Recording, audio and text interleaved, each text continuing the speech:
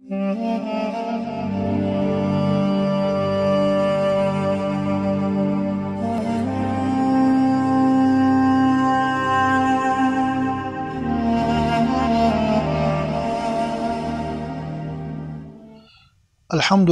wa salatu wa salam ala rasulillah. Amma ba'd. Assalomu alaykum hamjiran muhtaram. Imrozangi suhbat ma darbori yaki az illathoyi qalbi budagi nishoni nifoq است. Rasul Xudo marhamat mikonanki قال النبي صلى الله عليه وسلم آيات المنافق ثلاثة إذا حدث كذب وإذا وعد أخلف وإذا أؤتمن خان. يعني رسول خدا مرحمت میکنن که در منافق سه علامت میشود، سه اشاره میشود که کدام انسان انده از همون اشاره ها همون علامت ها یک تاش باشد اگری دوند که با انسان یک قسم قلبش به نفاق جا شده است. یکمش اذا حدث کذبه، اگر با انسان سخن کند در سخنش دروغ استفاده برد. ما بین گپ نسبت حال یک انسان برای از همون حالت بیرون شدن سخن دروغ استفاده بردنش داند که به همین عمل کردی قلب خودش به نفاق پر کرده است.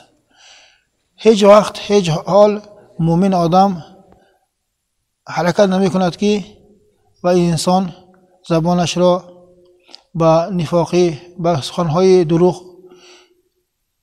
استفاده برد. مومن آدم هرگز سخن دروغ باید کار نفرماید، چون که عوض این با و انسان قلبش به نفاق پر میکند.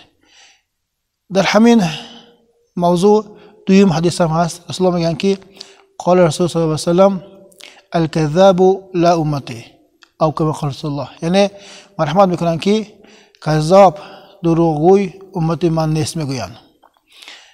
برای امتی آن حضرت شدن باید ما در زبان ما سخنهای دروغ نباشد.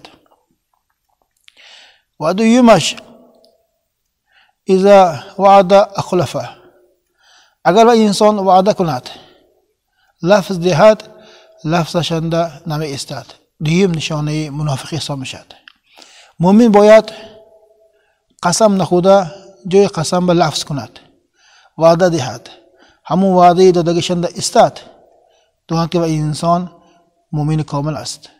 اگر وعده دهد و خلاف کند یا که ایمانش ضعیف کرده قسم خود ماند و این قسمش به خیانت کند، دیمک این کار کردگیش که خودش در نزد پروردگار از جماعه منافقان شدنش به سبب میشده است. برای همین مومن آدم اصلش قسم نمیخورد. پیامبر نبی صلی الله علیه و آله که آخری زمان شود اگری امتهای قسم خوری ما می آیند، یعنی این معنایی که قسم خوری این صفتی نیک نه. و سیمش منافق آدم انده اذا اؤتمن خان، و انسان به امانت مانده شود امانت به خیانت میکند.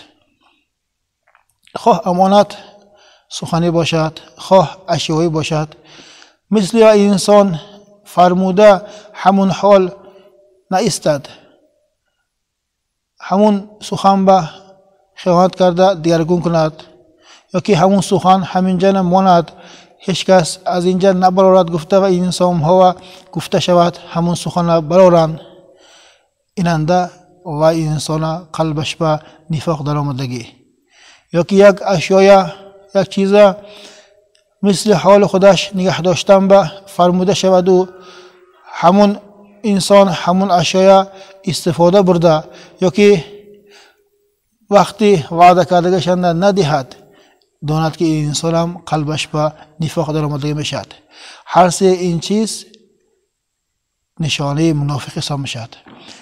رسول خدا مرحمت کردند که در دوزخ منافقان از کافران پستنگی طبقنده عذاب میکشند.